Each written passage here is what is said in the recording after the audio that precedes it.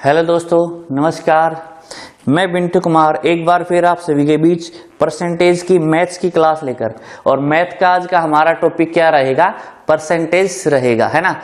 Percentage काफी important topic है। अगर आपको परसेंटेज कैलकुलेट करना आ गया तो ये समझो पूरे मैथ में आपको कैलकुलेशन करनी आराम से आ गई, है ना। सारे टॉपिक है, चाहे लाभ हानि, प्रॉफिट एंड लॉस है, सीआई है, एसआई है, या फिर डिस्काउंट है, या फिर एरिया मेंसुरेशन है, ट्रिग्नोमेट्रिक है, मतलब रेशियो है, जितने भी ओवरऑल मिला करके टॉपिक है, सारे के सारे मैथ में हमारे लिए काफी हेल्पफुल रहेगा परसेंटेज और रेशियो। ठीक है, तो दोनों पे आपकी अगर अच्छी पकड़ है तो आप कैलकुलेशन को इजीली समझ लेंगे। वैसे परसेंटेज है क्या, तो समझो परसेंटेज का मतलब है 100 में से कोई चीज 100 में से कितनी है। ठीक है, अगर कह दूं मैं कि किसी छात्र ने 30 अंक लिए हैं और कुल अंक जो है उसके परीक्षा के कुल अंक जो 60 है, और उस छात्र ने 30 अंक लिए 60 में से। ठीक है, तो परसेंटेज में कैसे बदलेंगे, समझो कि उस छात्र ने कितने अंक लिए हैं? 30 लिए। किस में से लिए हैं वो नीचे लिख दो, अंक उसने 30 लिए हैं। ठीक है, वो ऊपर लिख देंगे किस में से लिए? 60 में से। अब परसेंट का मतलब 100 में से कितने लिए। अगर यही पेपर 100 नंबर का होता तो उस छात्र के कितने अंक आने चाहिए थे? उस छात्र के अंक आने चाहिए थे 50। इसको बोलते परसेंट। यानी 100 अगर होते टोटल अंक तो 100 में से उस छात्र के अंक कितने आते? परसेंट बोलते इसको। ठीक है, तो इस तरीके से इस क्वेश्चन को इसको समझेंगे परसेंटेज को। अब परसेंटेज बनाने का एक बेसिक सा रूल मैं बता देता हूं कि रूल क्या है। अगर जैसे ये कह दे कि है ना 5 जो है वो 20 का कितना परसेंट है ना, यानी कि ये कह देगा कि 5 is how much percent of 20। ठीक है, तो ऐसे सवाल में हम क्या करेंगे कि जिस संख्या के बारे में पूछा गया ना उसको हमेशा ऊपर लिखेंगे। मैं आपको लिख के समझा देता हूं कि जिस संख्या के बारे में पूछ लिया, जिस संख्या के बारे में पूछ लिया उसको ऊपर लिखेंगे हम। ठीक है, और जिस संख्या से कंपेयर किया उसको बटे में लिखेंगे। जिससे कंपेयर किया, जिस संख्या से कंपेयर किया उसको बटे में लिखेंगे और 100 से गुणा करेंगे। परसेंटेज बढ़ाने का रूल है ये। फिर से रिपीट कर रहा हूं कि जिस संख्या के बारे में एग्जामिनर ने पूछा उसको ऊपर लिखेंगे, और जिस संख्या से कंपेयर किया उसको बटे में लिखेंगे, और गुणा किससे करेंगे? हम गुणा करेंगे 100 से। गुणा किससे करेंगे? 100 से। क्लियर है सभी को? ठीक है, यानी कि इस सवाल में इन्हें कहा कि 5 20 का कितने परसेंट है। जनरली क्या होगा कि जिसके साथ का लग जाए उसके साथ कंपेयर किया होगा। अब इसने 5 के बारे में पूछा कि 5 कितना परसेंट है, तो हमने लिख दिया 5 ऊपर। ठीक है, किसका पूछा है? 20 का, तो जिसके बारे में पूछा उसको बटे में लिखेंगे, है ना। और परसेंट के लिए किससे गुणा करेंगे? 100 से। तो परसेंट के लिए हमने 100 से गुणा कर दिया। 5 से कट जाएगा 4 पे, 4 से कट जाएगा 25 पे। ठीक है, तो ये आ जाएगा 25%।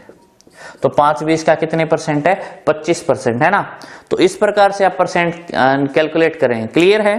ठीक है, तो आओ सबसे पहले तो कुछ परसेंटेज निकालना सीखते हैं, कुछ वैल्यूज की, और इसी के साथ हम अपना पहला टॉपिक शुरू करते हैं, ये टॉपिक, और इसका पहला क्वेश्चन शुरू करते हैं। तो पहला क्वेश्चन सभी के सामने स्क्रीन पर है, और क्वेश्चन क्या है? 50 80 का कितना परसेंट है। क्वेश्चन क्या है? 50 80 का कितना परसेंट है? 50 is how much percent of 80, है ना। नोट कर लिया सी मैंने, 50 80 का कितना परसेंट है। तो इसमें इसने किसके बारे में पूछा है? इसने पूछा 50 के बारे में, है ना। और कंपेयर किससे किया? इसने कंपेयर किया, आपको होगा सर कंपेयर तो 80 से किया है, तो 80 से कंपेयर किया, और 100 से गुणा करेंगे परसेंटेज बनाने के लिए। परसेंटेज बनाने के लिए किससे गुणा करेंगे भाई? 100 से।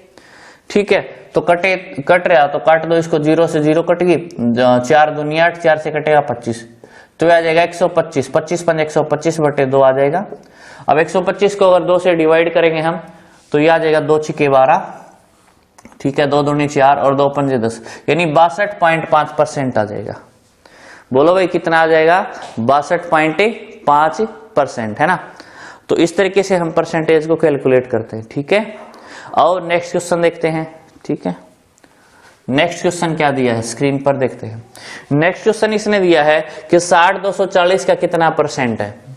60, नोट करो कॉपी में, 60 240 का कितना परसेंट है, यानी 60 is how much percent of 240। क्या बोला 60 is how much percent of 240। तो इसने 60 के बारे में पूछ लिया तो 60 के ऊपर लिख देंगे यहाँ पे, है ना, और 60 को ऊपर लिख देंगे। और कंपेयर किससे किया 240 से, 240 का लग जाए उसके साथ कंपेयर किया, जिससे कंपेयर किया उसको बटे में लिख देंगे और 100 से क्या कर देंगे गुणा कर देंगे, 100 से क्या कर देंगे गुणा। ठीक है, अब ये कटता तो काट लो, ये कटेगा 6 से कटेगा 4 पर, 4 से कटेगा 25 पर। ठीक है, तो ये आ जाएगा 25%। इसने क्या पूछ लिया था, इसने पूछ लिया था कि 60 240 का कितना परसेंट है, और हमारा आंसर कितना आ जाएगा 25%। नोट किया सभी ने, नोट करो। ठीक है, अब अगला क्वेश्चन देखते हैं। अगला क्वेश्चन इसने कहा कि 4 मिनट 1 आवर का कितना परसेंट है। इसने क्या कहा 4 मिनट 1 आवर का कितना परसेंट है। ठीक है, यानी कि 4 minute is how much percent of 1 hour. अब देखो जब भी परसेंटेज बनानी हो ना तो दोनों के दोनों जो संख्या है वो सेम यूनिट में होनी चाहिए। सबसे पहले तो जब भी परसेंटेज बनानी हो सेम यूनिट में। अब इसने क्या 4 मिनट बता दिए और इधर क्या बता दिया 1 आवर, तो दोनों के मिनट बना लो या फिर दोनों के आवर बना लो। अब मिनट बनाने आसान है आवर के। 1 आवर में कितने मिनट होती बोलो, 1 आवर में होती 60 मिनट। कितने मिनट होती 60। तो अब लिखो ये मिनट हो जाएंगी 4, है ना, और ये मिनट कितनी हो जाएगी 1 आवर में 60 मिनट। तो अब इसने पूछ लिया कि 4 मिनट जो हो 60 मिनट का कितने परसेंट है ना। तो क्या बोला था कि जिस संख्या के बारे में पूछो उसको ऊपर लिखेंगे और जिससे कंपेयर किया उसको बटे में लिखेंगे और 100 से क्या करेंगे गुणा। तो 4 के बारे में पूछा, 4 को ऊपर लिखो, बटे में 60 लिखो और 100 से क्या करेंगे गुणा। बोलो क्लियर है ना, क्लियर है। तो काट देंगे इसको कि 20 3 60 और 20 पंजे 100। तो 4 पंजे कितना आ जाएगा, ये आ जाएगा 20/3। ये कितना आ जाएगा 20/3। और 20/3 कितना होता है, ये होता है 6 से 2/3। 20/3 कितना होता है 6 से 2/3%, है ना, 6 से 2/3% ये आ जाएगा। तो क्लियर है सभी को, बोलो ठीक है, क्लियर है। तो अगला सवाल करते हैं फिर। अगला सवाल इसने क्या पूछ लिया कि 100 ग्राम 1.2 किलोग्राम का कितने परसेंट है ना। 100 ग्राम, तो 100 ग्राम है, इधर 1.2 और किलोग्राम है। तो सबसे पहले तो किलोग्राम के ग्राम बनाएंगे। अब आप सभी जानते होंगे कि 1 किलोग्राम में 1000 ग्राम होते हैं। 1 किलोग्राम में कितने ग्राम होते हैं 1000, यानी कि इसको 1000 से गुणा करेंगे, बटे में 10 करेंगे तो 1 किलो में 1000 होते हैं, 2 से ये हो गई, तो 100 ग्राम हो गई ये, और ये हो गई 1200 ग्राम। ठीक है, अब इसने पूछ लिया कि जो 100 है वो 1200 का कितने परसेंट है। तो क्या करेंगे 100 को ऊपर लिखेंगे, है ना, 100 को ऊपर लिखेंगे, कंपेयर किससे करेंगे 1200 से, बटे में 1200 लिखेंगे, परसेंट के लिए गुणा में 100। ठीक है, अब काट देंगे इसको, ये कट जाएगा, 4 3 12, 4 से कटेगा 25। अब 25 को 3 से भाग देंगे तो कितना आ जाएगा 8 से 1/3%। तो हमारा आंसर आ जाएगा 8 से 1/3%। ठीक है, समझ में आया, ओके। अब हम ये समझेंगे, अगला सवाल देखते हैं अब। ठीक है, अगला सवाल क्या है कि यदि 25/2 का x% 150 है तो x का मान क्या होगा। If x% of 25/2 is equal to 150 then find value of x। यदि 25/2 का x% 150 है तो x का मान क्या होगा, है ना। तो ये क्वेश्चन इसने पूछ लिया है। तो अब इसको या तो ऐसे समझ लो कि 25/2 का x% जो है वो 150 है, या फिर कह दो, देखो मैं आपको समझाता हूं, अगर मैं ये कह दूं कि 20/40 का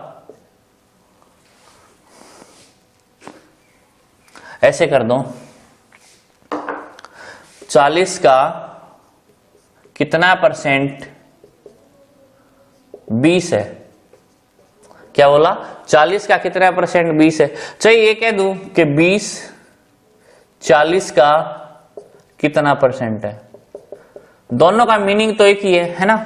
40 का कितना परसेंट 20 है कि 20 जो हो 40 का कितना परसेंट, दोनों का मतलब एक ही हुआ। तो कैसे सोल्व करेंगे, 40 का कितना परसेंट 20 है, 20 के बारे में पूछ लिया, कंपेयर किससे किया 40 से, परसेंट के लिए 100 से मल्टीप्लाई, तो 20 दूनी 40, 2 से कटेगा 50। ठीक है, इस तरीके से करेगा। इस प्रकार उसने इस सवाल में क्या बोल दिया, इस सवाल में उसने कह दिया कि x% और 25/2 इज इक्वल टू 150 कि x% और 25/2, 25/2 का कितने परसेंट 150 है ना, 25/2 का x% 150 है, यानी कि 150 जो 25/2 का कितने परसेंट है, इसने ये पूछ लिया, इसने पूछ लिया 150, 150 के ऊपर लिखेंगे 25/2 का, ठीक है, परसेंट कितना, परसेंट के लिए हम 100 से मल्टीप्लाई करेंगे, ठीक है। इसने क्या पूछ लिया 150 जो 25/2 का कितने परसेंट है ना, तो ये 2 ऊपर चला जाएगा, तो ये आ जाएगा 150/25 गुणा में 2 और गुणा में 100, तो 25 से कटेगा 6 पे, और 6 दूनी 12, तो आप कहोगे सर 1200% है ना। सर ने पूछा कि 25/2 कितने परसेंट, 150 है, यानी 150 जो 25/2 का कितने परसेंट है, आप कहोगे सर ये 1200% है, ठीक है। तो आपका ये आ जाएगा। अब अगला सवाल लिखते हैं। अगला सवाल क्या, देखो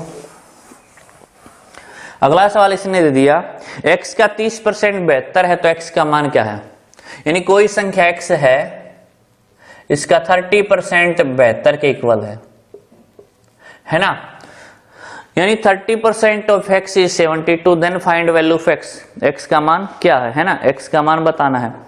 तो समझो सिंपल है कि x का 30% बेहतर, जैसा इसने बोला वैसे लिख देंगे, ठीक है। तो इसको उस साइड ले जाएंगे, x का मान आ जाएगा, x का मान क्या आ जाएगा, बेहतर के 100 गुणा में गया और 30 में गया, तो ये कट जाएगा, तो x का मान कितना आ जाएगा 240, क्योंकि इसने, आप कहोगे सर x मान के क्यों किया, अरे भाई इसने क्वेश्चन में एग्जामिनर ने बोला है x का मान बताओ, इसलिए x मान लिया हमने, ठीक है। बिना x के भी कर सकते थे अगर ये बिना x के पूछता तो, लेकिन इसने खुद बोल दिया कि x का मान बताओ, तो हमारा x का मान ये आ जाएगा, ठीक है। चलो अब चलते हैं अगले क्वेश्चन पर। अगला क्वेश्चन है, देखो 400 का 185%, 400 का 185% प्लस 240 का 35% बराबर है 1648 का x%, तब x का मान क्या है, यानी इसने फिर से x का मान पूछ लिया, ठीक है। 185% of 400 plus 35% of 240 equal to x% of 1648, then find value of x, है ना।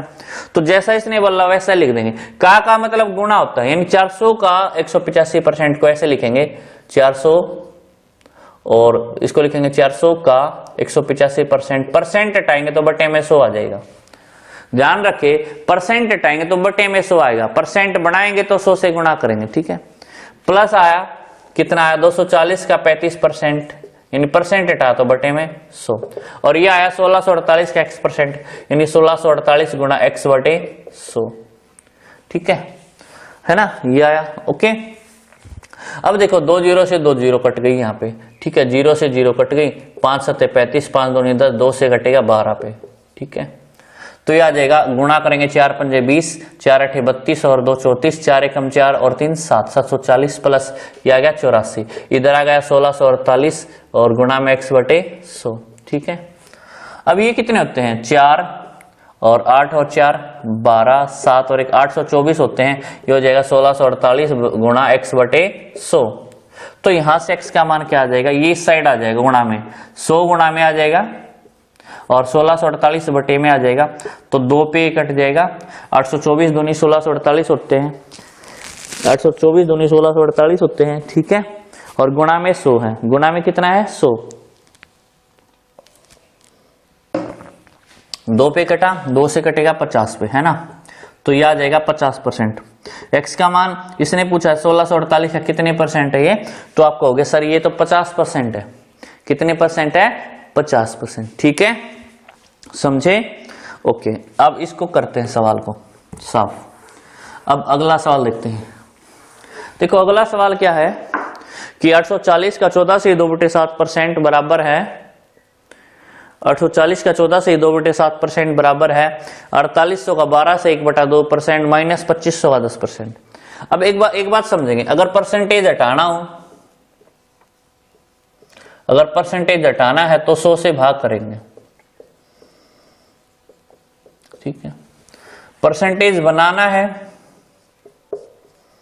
तो 100 से गुणा करेंगे, परसेंटेज बनाना तो किससे गुणा करेंगे 100 से, ठीक है। फॉर एग्जाम्पल अगर ये कह दिया जाए कि ना 25% किसके बराबर है फ्रैक्शन में, ठीक है। यानी परसेंटेज हटाने के लिए आपको बोला गया है ना, और परसेंटेज हटाने के लिए बोला है तो 100 से क्या करेंगे भाग, यानी आप इसको लिखेंगे 25/100 और 25/100 काट देंगे 1/4, यानी कि 25% बराबर आ जाएगा 1/4। इसी प्रकार आपको ये कह दिया जाए कि है ना 12 से 1/2% किसके बराबर है, तो आप कहोगे सर कि है ना 12 दूनी 24 और 1 25/2 हुआ, और परसेंट हटाएंगे तो बटे में 100 आ जाएगा, परसेंट हटाएंगे बटे में 100 आ जाएगा, और है ना काट देंगे 25 से कम 25 25 का 100, ये आ जाएगा 1/8, कितना आ जाएगा 1/8, है ना। ओके ठीक है। अब दूसरा इसका उल्टा भी पूछ सकता कि परसेंटेज बनाओ भाई, यानी कि 1/4 को कहे 1/4 के परसेंट बनाओ, तो क्या करेंगे 1/4 को 100 से गुणा कर देंगे, 100 से गुणा कर देंगे तो यह आ जाएगा 4 से कटेगा 25 पे, यानी कि कितने परसेंट आ गया 25% आ गया, ठीक है। इसी प्रकार कह देगा 1/8 के परसेंट बनाओ, तो आप क्या करेंगे 1/8 को 100 से गुणा कर देंगे, 1/8 को 100 से गुणा कर देंगे तो यह आ जाएगा 4 दूनी 8, 4 से कटेगा 25, तो यह आ जाएगा 12.5%, कितने परसेंट आ जाएगा 12.5। तो इस प्रकार से आप परसेंटेज को हटा भी सकते हैं, परसेंटेज बना भी सकते हैं, क्लियर। और अब इसका फायदा क्या है, इसका फायदा ये, मान लो आपको एग्जामिनर ये कह देता 24 का 12 से 1/2% फाइंड करो। देखो अब 24 का 12 से 1/2% फाइंड करने के लिए हमने क्या करना पड़ेगा, समझो एक बार। हम ये करेंगे भाई कि 24 गुणा 12 से 1/2 को लिखेंगे 25/2, परसेंट हटाएंगे बटे में 100, ठीक है। हम कहेंगे 5 एकम 25 एकम 25 25 का 100, हम कहेंगे 4 6 24 2 3 6, इतना सारा हमने सवाल करना पड़ेगा, ठीक है। लेकिन अगर हमें ये पता है कि 12.5% जो है वो 1/8 के बराबर होता है, यानी हमें उसकी फ्रैक्शन वैल्यू पता है कि 12.5% किसके बराबर होता है 1/8 के बराबर होता है, तो आप डायरेक्ट करो कि 24 का 12.5% का मतलब 24 का 1/8 और वो 3 होता है, वो कितना होता है 3। यानी अगर आपको परसेंटेज की फ्रैक्शन वैल्यू याद है और फ्रैक्शन वैल्यू की परसेंटेज वैल्यू याद है तो आप कैलकुलेशन करने में टाइम नहीं लगाओगे, ठीक है। और अगर आप चाहते हैं कि आपका टाइम बचे, क्या आप चाहते हैं कि आपका टाइम बचे, बोलो क्या आप चाहते हैं कि आपको कैलकुलेशन तेज हो जाए, उसके लिए आपको परसेंटेज की फ्रैक्शन वैल्यू याद करनी पड़ेगी, ठीक है। अगर याद है तो बार बार में आप कैलकुलेट 100 से गुणा 100 से भाग करके देखोगे तो आपका टाइम बच जाएगा, ठीक है। तो कुछ वैल्यूज मैं आपको याद करवा रहा हूं जो इंपॉर्टेंट है, अगर आप ये वैल्यूज याद कर लेंगे बाकी सारी वैल्यूज इन्हीं से बन जाएंगी, ठीक है। तो कुछ परसेंटेज की फ्रैक्शन वैल्यू मैं लिखवा रहा हूं तो आप नोट करेंगे एक बार। तो या शुरू करते हैं कि 50% किसके बराबर है 1/2 के बराबर है, 50% किसके बराबर है 1/2 के। उसके बाद 33 से 1/3% बराबर है किसके बराबर है 1/3 के, यानी 33 से 1/3% फाइंड करना तो 1/3 निकालना उसका, ठीक है। उसके बाद याद करो 25% बराबर है 1/4 के। उसके बाद 20% बराबर है 1/5 के। फिर 16 से 2/3% बराबर 1/6 के। उसके बाद 14 से 2/7% बराबर 1/7 के। उसके बाद 12 से 1/2% बराबर 1/8 के, ठीक है। उसके बाद 11 से 1/9% किसके बराबर है 1/9 के, है ना। इसी प्रकार से 10% बराबर है 1/10 के, ठीक है। उसी प्रकार से 9 से 1/11% बराबर है 1/11 के। इस प्रकार से 8 से 1/3% जो है बराबर किसके 1/12 के, है ना। इन सभी को नोट भी करेंगे और याद भी करेंगे। अब 6 से 2/3% जो काफी यूज होता है ये हो जाएगा 1/15, क्लियर, ठीक है। अब आपका आ जाएगा 37 से 1/2% किससे बनेगा 12.5 से, इसको 3 से गुणा कर देंगे 37 से 2/3% बन जाएगा, ये आ जाएगा आपका 3/8। फिर इसी से 12.5% से बनाएंगे 62 से 1/2% और ये आ जाएगा आपका कितना आ जाएगा 5 से गुणा करेंगे तो ये आ जाएगा 5/8, ठीक है। ये 5/8 आ जाएगा, ओके। और अब 16 से 2/3% 66 से 2/3% आ जाएगा आपका, वो किसके बराबर आ जाएगा, वो आ जाएगा 2/3, ठीक है। और उसके बाद और बनाएंगे हम 83 से 1/3%, वो आ जाएगा 5/6, ठीक है। और इंपॉर्टेंट वैल्यू जो है वो याद करेंगे हम, ज्यादा याद करने की आपको जरूरत नहीं है, ठीक है। इतनी वैल्यूज आप याद कर लेंगे, आपका अच्छे से काम चल जाएगा, ठीक है। और ये सारी वैल्यू याद होने के बाद आपकी कैलकुलेशन कितनी फास्ट होगी, कैसे फास्ट होगी बोलो, ये जानने के लिए हम सवाल करते हैं, ओके। अगर आपने सारी वैल्यू याद कर ली और आपकी कैलकुलेशन कितनी फास्ट हो जाएगी, तो वो सारी चीजें जानने के लिए हम सवाल को करते हैं, ठीक है। तो सवाल पे चलते हैं। तो पहला सवाल क्या है, यहाँ पे देखो 840 का 14 से 2/7% बराबर है 4800 का 12 से 1/2% और माइनस क्या है 2500 का 10%। यानी 14 से 2/7% है 840 का, 4800 का 12.5% है, 2500 का 10%, उसमें से माइनस करेंगे। तो देखो 14 से 2/7% का मान कितना लिखा हुआ था, आप टेबल में देखो जो आपने नोट की कॉपी में, जो कॉपी में ये फ्रैक्शन वैल्यू आपने नोट कर ली हैं, उन वैल्यूज में आप 14 से 2/7% का मान देखेंगे तो आप कहोगे सर 14 से 2/7% का मान 1/7 होता है, ठीक है, यानी इसका 1/7 है। आप कहोगे 12.5% का मान होता है 1/8, तो यह आ जाएगा 4800 का 1/8, ठीक है। आप कहोगे सर माइनस में 2500 का 10% का मान होता है 1/10, तो यह आ जाएगा 1/10, तो यह आ जाएगा 7 से कटेगा 120 आ जाएगा, ठीक है, 120 तो यह आ जाएगा, प्लस 8 से कटेगा 8 से 48 600 ये आ जाएगा, और माइनस में क्या आ जाएगा 250। तो आप गौर से देखोगे 720 में से 250 माइनस करेंगे तो यह आ जाएगा 720 और माइनस करेंगे 250 तो यह आ जाएगा 12 में से 5 गए 7 और 6 में से 2 गए 4, यानी 470 आपका आ जाएगा। कितना आ जाएगा 470।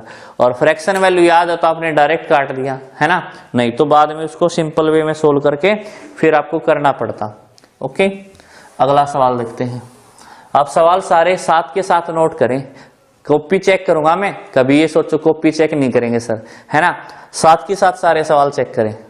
अब अगला क्या है, 900 का 11 से 1/9% है ना। अब 11 से 1/9% को कॉपी में चेक करो, क्या लिख सकते हैं, 11 से 1/9% को लिख सकते हैं 1/9, है ना। कॉपी में चेक करो क्या लिख सकते हैं 1/9, तो यह आ जाएगा 1/9 प्लस, अब इसने आगे दिया है 1200 का 60%, 60% को मैं बता देता हूं 3/5 लिख सकते हैं।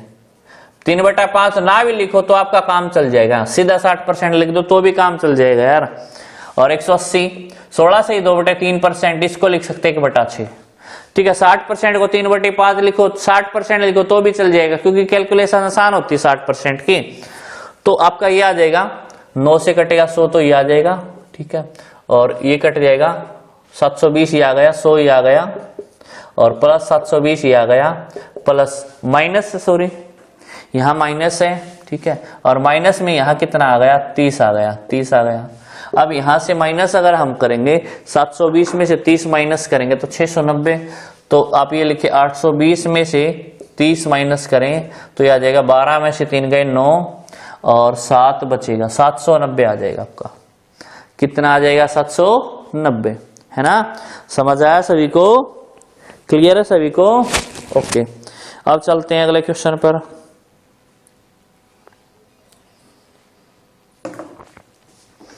अगला क्वेश्चन देखते हैं, नोट करो इसको अच्छे से। अब आपको क्या करना है, सारे सवाल आपको कॉपी में अच्छे से उतारने हैं, अच्छे से आपको नोट्स तैयार करने हैं, क्योंकि ये नोट्स तब तक काम आएंगे जब तक आपकी जॉब, सरकारी जॉब, गवर्नमेंट जॉब आप नहीं लग जाओगे। उसके बाद और भी साथियों आपके दोस्तों के काम आ सकते हैं।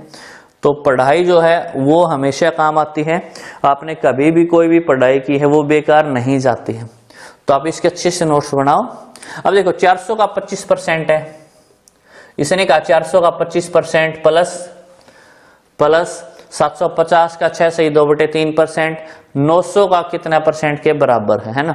तो मैं बता दूं 25% का मान 1/4 है, 6 से 2/3% का मान कितना है 1/15 है, ठीक है। तो अब लिखो 400 का 25% यानी 400 का 1/4, फिर लिखो 750 का 6 से 2/3 का मतलब 1/15, और ये किसके बराबर है 900 का कितना परसेंट है, 900 का कितना परसेंट है, तो आप मान लो कितना परसेंट है, ठीक है, x% आप मान लो यहाँ पे, ठीक है, x%, 900 का x%, ठीक है। तो ऐसे करेंगे, ये तो 100 आ गया आपका, ठीक है, प्लस ये कितना आ गया 15 पंजे 75, 50 आ गया। और ये आ गया 900 का x% का मतलब x बटे 100, 100 से 100 कटेगा तो ये आ जाएगा 150, 9 इधर आ जाएगा, उधर x आ जाएगा, तो कितना परसेंट है 3 3 9, 3 से कटेगा 50 पे, तो ये आ जाएगा 16 से 2/3% है। कितने परसेंट है 16 से 2/3 है ना। इसका आंसर आया 16 से 2/3। ठीक है, समझ में आया सभी को, बोलो ठीक है। समझ आया तो एक सवाल और देखते हैं।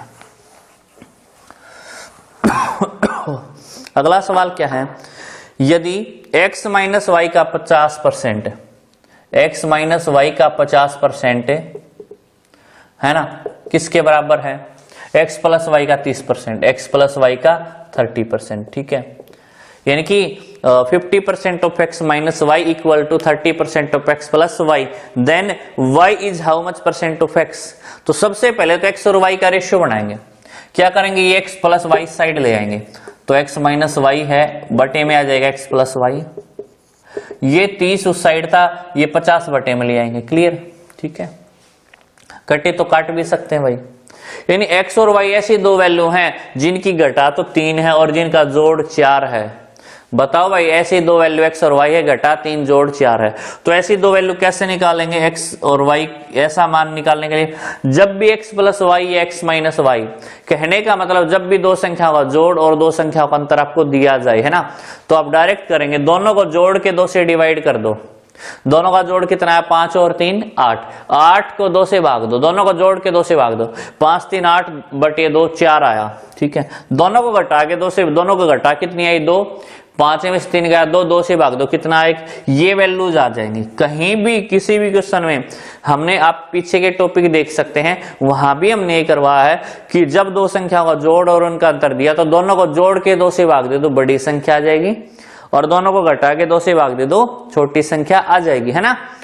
तो x और y का रेशियो 4 और 1 आ गया। ठीक है, इसने पूछा x का कितना परसेंट y है, यानी कि y जो है वो x का कितना परसेंट, y कितना है, इसने पूछ लिया y जो है वो x का कितना परसेंट है। परसेंट के लिए किससे गुणा, 100 से गुणा, तो हमारा y है हमारा 1 और x हमारा कितना है 4 है, परसेंट के लिए 100 से गुणा, 4 से कटेगा ये। ठीक है, तो आप कहोगे सर ये 25% है, आप क्या कहोगे सर ये 25% है ना। तो क्वेश्चन को नोट करेंगे, जल्दी से क्वेश्चन को नोट करो, उसके बाद हम अगला क्वेश्चन करेंगे, है ना। ठीक है, तो अगला क्वेश्चन करते हैं, और अगले क्वेश्चन में इसने क्या पूछ लिया है कि 720 का 8 से 1/3% प्लस 105 का 14 से 2/7% प्लस 900 का 50%, 8 1/3% of 8 1/3% of 720, 14 2/7% of 105 and 50% of 900, है ना। तो कैसे करेंगे, अब ये बताओ, कॉपी में नोट किया था जो आपने फ्रैक्शन वैल्यू, वहां देख के चेक करो कि 8 से 1/3% कितना होता है, 8 से 1/3% कितना होता है, बोलो, वो होता है 1/12। ठीक है, और 14 से 2/7% कितना होता है, 1/7। तो अब लिखो 720 का 8 से 1/3 होता है 1/12 प्लस, फिर आप लिखो 105 का 14 से 2/7% होता है 1/7, फिर आप लिखो 50% को आप 50% भी लिखोगे तो भी हो जाएगी ये कैलकुलेशन, मुश्किल नहीं होगी। ठीक है, तो आप कटेंगे 60, ये आ जाएगा 60, तो ये आ जाएगा 7 से भाग देंगे 15, ये आ जाएगा प्लस 15 है, प्लस 100 से 100 कट जाएगा तो 9 पंजे 45, 450 आपका ये आ जाएगा। ठीक है, अब जोड़ करेंगे यहाँ पे 5, तो ये आ गया, फिर 6 और 1 7, 7 और 5 12, 4 और 1 5, 525 आ गया। क्वेश्चन को सोल्व करने के बाद में कितना आया, 525। नोट कर लिया सभी ने कॉपी में। चलो अब चलते हैं अगले क्वेश्चन पर, और अगला क्वेश्चन हमारा क्या है, देखो इसने बोला 800 का 9 से 1/11% प्लस में इसने बोला 185 का 20% प्लस में 440 का 12.5%, है ना। तो 9 से 1/11% का मान कितना है, कॉपी में चेक करेंगे, 9 से 1/11% का मान कितना है, 1/11 है। उसके बाद 20% का मान 1/5 है, और 12.5% का मान कितना है, 1/8। तो अब लिखो 880 जो है 9 से 1/11 का मतलब कितना है, 1/11 है। और 185 जो है 20% का मान कितना है 1/5 है, ठीक है। और है ना 12.5% का मान कितना है 1/8, 440 का 1/8, ठीक है। अब काट देंगे, 11 से कटेगा 80 आ जाएगा, ओके 80 आया, प्लस 5 से कटेगा 5 3 15, 3 5 7 35 37 ही आया, प्लस 8 से कटेगा 8 5 40 और 8 5 40 55 ये आया, है ना। इनका जोड़ कितना आ जाएगा 7 और 5 12, 8 3 11 5 16, 16 और 1 17, 172 आ जाएगा। कितना आ जाएगा 172, ठीक है। तो आप नोट करेंगे यहां तक, क्वेश्चन नोट कर लिया आपने यहां तक, ठीक है। अगले क्वेश्चन को करते हैं हम।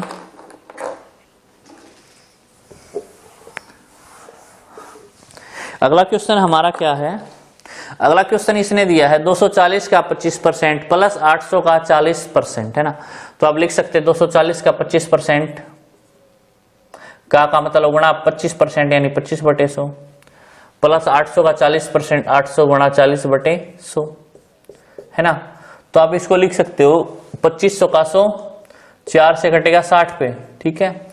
2 0 से 2 0 कट गई, ये आ गया 60, तो ये आ गया प्लस 320, ये आ गया, तो ये आ गया आपका आंसर 380।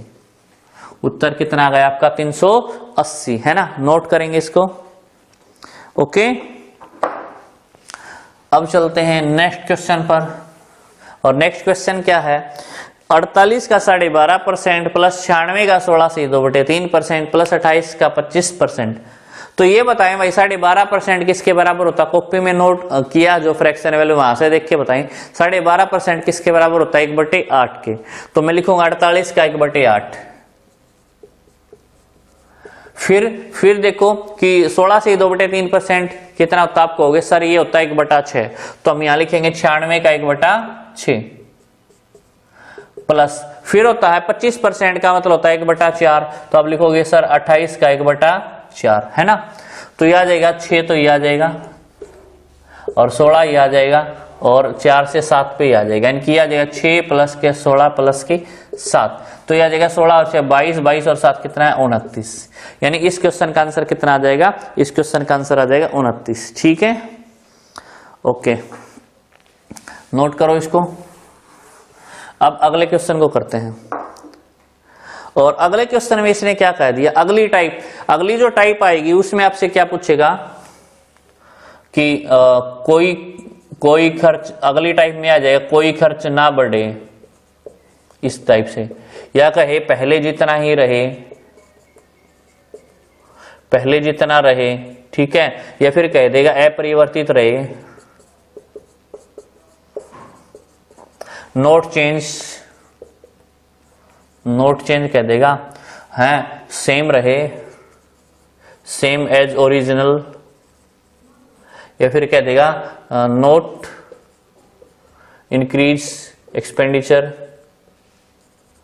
तो इस प्रकार से आपको दे देगा सवाल में, यानी कि आपको कुछ शुरू में वृद्धि करेगा या कमी करेगा, इंक्रीज करेगा या डिक्रीज करेगा, ठीक है, उसके बाद कहेगा वापिस पहले जितना उसको करना है, ठीक है। तो इस टाइप के क्वेश्चन कर सकते हैं। अब ये क्वेश्चन किस किस पे आ सकते हैं आपके, नोट करो, चीनी पे आ सकता है, चावल पे आ सकता है, ठीक है, तेल पे आ सकता है, ठीक है, उसके बाद आपका आयत पे आ सकता है, रेक्टेंगल, शुगर है, ठीक है, राइस, ऑयल है और रेक्टेंगल है, रेक्टेंगल पे भी आ सकता है, और ये वर्ग पे आ सकता है आपका क्वेश्चन, स्क्वायर पे आ सकता है, यानी कि ठीक है, वृत्त पे आ सकता है, सर्कल पे आ सकता है, ठीक है, मतलब ये आय पे आ सकता है, इनकम पे आ सकता है, और आपकी हाइट पे आ सकता है, ऊंचाई पे आ सकता है। मतलब क्वेश्चन की मीनिंग वही रहेगा, आपको यहाँ नाम और भी, इनके अलावा भी और कुछ आपको नाम बदल के दे सकता है कि उसकी हाइट इतनी बढ़ गई, संख्या में इतनी कमी होगी, इतनी वृद्धि होगी। तो क्वेश्चन को एक बार देखते हैं और फिर ये समझते हैं कि क्वेश्चन को करना कैसे है ना, क्वेश्चन को करना कैसे है ये हम समझेंगे। तो देखते हैं पहला क्वेश्चन क्या है, चीनी का मूल्य 20% बढ़ गया, इसकी खपत में कितने प्रतिशत कमी करे ताकि खर्च ना बढ़े। क्या बोला सर ने, चीनी का मूल्य 20% बढ़ गया, इसकी खपत में कितने % कमी करे ताकि खर्च ना बढ़े।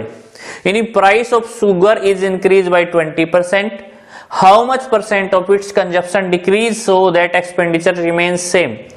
Price of sugar is increase by 20%, how much percent of its consumption decrease so that expenditure remains same, है ना। चीनी का मूल्य 20% बढ़ गया तो खपत में कितने परसेंट कमी करे ताकि खर्च ना बढ़े, है ना। तो समझो कैसे करेंगे। मान लिया चीनी का जो शुरू में मूल्य था ना, आरंभ में जो मूल्य था ना, आरंभ में जो मूल्य था, जो प्राइस थी इनिशियल जो है, वो मान लिया कि 100 है भाई। आरंभ में क्या मूल्य मान लिया हमने? 100। अब है ना मूल्य बढ़ गया तो नया मूल्य क्या हो गया? नया मूल्य हो गया उसका 120। 100 रुपए आरंभिक मूल्य मान लिया, 20% बढ़ गया। 100 का 20% 20 होता है, यानी 100 का 20% 20 होता है। 20% बढ़ गया तो कितना है? 120। लेकिन इसने कहा पहले जितना इसको करना है, यानी 120 से वापस कितना करना है? 100। तो सीधी सी बात है, कमी करनी पड़ेगी। अब 120 से 100 बढ़ाना, कितनी कमी करनी पड़ेगी? 20 की भाई, ठीक है। और ये कमी किस पे करनी पड़ेगी? 120 पे। तो आप ऐसे लिखोगे सर कमी करनी पड़ेगी 20 की, और किस पे करनी पड़ेगी? 120 पे। परसेंट के लिए 100 से गुणा, तो 20 से कट जाएगा 6 पे, 2 से कट जाएगा 3 पे, 2 से कट जाएगा 50 पे। तो यह आ जाएगा आपका 16 से 2/3%। ठीक है, एक बार फिर देखो, 100 रुपए से मूल्य 120 रुपए हो गया। वापिस इसको 100 करेंगे तो कमी कितनी करनी पड़ी? 20 की। किस पे करनी पड़ी? 120 पे। परसेंट में कितना आया? 16 से 2/3, है ना। एक तरीका और है कि आप इसको बिल्कुल ही कम शब्दों में डिफाइन कर सकते हैं, इसका आंसर निकाल सकते हैं। देखो सबसे पहले देखो वृद्धि कितनी दी है सवाल में? 20, ठीक है। अगर वृद्धि दी है तो इसको 100 में प्लस करेंगे, यानी कि 100 में 20 प्लस करेंगे तो 120। परसेंट के लिए 100 से गुणा, इतने परसेंट कमी करनी पड़ेगी। क्या करेंगे? वृद्धि ऊपर लिखेंगे, वृद्धि हुई तो 100 में प्लस करेंगे, गुणा में 100 लिखेंगे, ठीक है। गुणा में क्या लिखेंगे? 100। अब ये काट जाएगा 6 पे, 2 से कटेगा 3, 2 से कटेगा 50, यानी आ जाएगा 16 से 2/3%। यानी आप इस तरीके से भी इस क्वेश्चन को कर सकते हैं, ठीक है। ओके, अगला क्वेश्चन पढ़ते हैं। अगला क्वेश्चन इसने कहा है कि चावल के मूल्य में 25% कमी हो गई, इसकी खपत में कितने परसेंट वृद्धि करें ताकि खर्च पहले जितना हो जाए। चावल के मूल्य में 25% कमी हो गई, इसकी खपत में कितने परसेंट वृद्धि करें ताकि चावल का मूल्य पहले जितना हो जाए, है ना। यानी कि price of rice is decrease bye 25%, how much percent of its consumption increase so that expenditure remain same. यानी कि चावल का मूल्य आरंभिक 100 मान लिया हमने, 100 रुपए से मूल्य कितना हो गया? 75 रुपए। 25 की कमी हुई, जितनी कमी हुई इसको 100 में से माइनस कर देंगे, कमी हुई इसको 100 में से क्या कर देंगे? माइनस। यानी 100 रुपए से मूल्य कितना हो गया? 75। वापिस इसको कितना करना है? 100। तो सीधी सी बात वृद्धि करनी पड़ेगी, है ना, इसको इंक्रीज करना पड़ेगा। 75 से 100 बढ़ाना, कितनी वृद्धि करनी पड़ेगी? 25 की। परसेंट कैसे बढ़ाएंगे? 25 की वृद्धि किस पे करनी पड़ेगी? 75 पे, है ना, क्योंकि नया मूल्य तो 75 हो गया उसका, है ना। 75 पे वृद्धि करनी पड़ेगी 25 पे। परसेंट के लिए 100 से मल्टीप्लाई करेंगे ना, परसेंट के लिए 100 से मल्टीप्लाई करेंगे तो यह आ जाएगा 33 से 1/3%। ये कितना आ जाएगा? 33 से 1/3%, है ना। तो इसका आंसर आ जाएगा 33 से 1/3%। और दूसरा तरीका क्या बताया था? कमी कितनी हुई है? 25। कमी हुई तो 100 में से डायरेक्ट माइनस करके नीचे लिख दो, वृद्धि हुई तो प्लस करके लिख दो, कमी हुई तो माइनस करके गुणा में 100, तो सीधा आपका आ जाएगा ये। और 100/3 कितना होता है? 33 से 1/3%, ठीक है। आप इस तरीके से क्वेश्चन को करेंगे। अब अगला क्वेश्चन पढ़ते हैं। और अगला क्वेश्चन क्या है? देखो अगला क्वेश्चन ये है भाई इसमें कि आयत की लंबाई में 20% कमी हो गई, आयत की लंबाई में 20% कमी हो गई, उसकी खपत में कितने परसेंट वृद्धि करे ताकि क्षेत्रफल पहले जितना ही रहे। Length of rectangle is decrease by 20%, then its breadth is how much percent increase so that its area becomes as in the beginning. यानी आयत की लंबाई, आयत रेक्टेंगल है, ठीक है, लंबाई 20% बढ़ गई, यानी उसका एरिया मान लिया शुरू में, आरंभ में उसका एरिया मान लिया 100 था, आरंभ में क्षेत्रफल मान लिया, एरिया मान लिया शुरू में, एरिया मान लिया उसका 100 था। अब 20% अगर लंबाई में कमी होगी या बढ़ेगी लंबाई, तो 20% कमी होगी तो एरिया भी कम हो जाएगा। यानी कि नया जो एरिया है, नया जो क्षेत्रफल है, अगर 20 की कमी हुई तो एरिया भी घट जाएगा, ठीक है, लंबाई कम होगी तो एरिया भी कम होगा। तो पहले क्षेत्रफल 100 था, अब कितना हुआ 80। वापिस इसको किसका कितना करना, 100 करना है। तो कितनी वृद्धि करनी पड़ेगी, इंक्रीज कितना करना पड़ेगा, चौड़ाई को इंक्रीज करना पड़ेगा 20। 80 से 100 करना है तो 20 इंक्रीज करना पड़ेगा, चाहे किसी को भी इंक्रीज करे। परसेंट में पूछा है तो 20 इंक्रीज किस पे करना पड़ेगा, 80 पे।